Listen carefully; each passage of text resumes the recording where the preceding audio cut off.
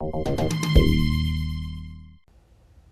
1985, jeune pianiste belge installé en France, Alain Stoffen est recruté dans la scientologie par des musiciens membres de la secte. J'avais 24 ans, j'étais jeune, j'étais naïf, j'étais idéaliste et je croyais en effet que j'allais pouvoir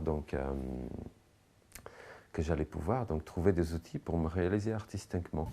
Très vite, le piège se referme. L'église de Scientologie l'envoie pour une soi-disant formation au Danemark. En réalité, c'est un lavage de cerveau. Je vais arriver à Copenhague avec cet espoir et cette promesse d'une vie absolument transcendée. Et je vais repartir 5 semaines plus tard, je vais être complètement détruit. Dès lors, les années passent pour Alain Stoffen, devenu un adepte convaincu. La scientologie, c'est devenu un refuge. Et le monde non scientologue, c'était pour moi quelque chose d'extrêmement hostile, d'extrêmement dangereux,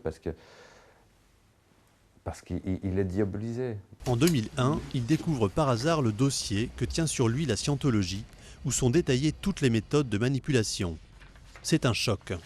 Il quitte l'organisation et prend conscience de toutes ces années de cauchemar. Jamais, mais jamais pendant ces 15 ans, j'ai remis en question l'organisation et leurs méthodes. Ce que moi j'ai vécu, pour le dire de façon très concise, mais très claire, ça s'apparente à un viol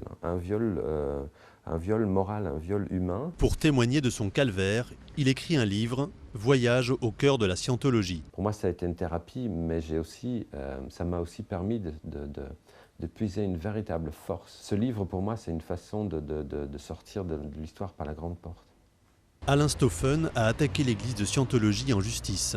L'instruction est en cours.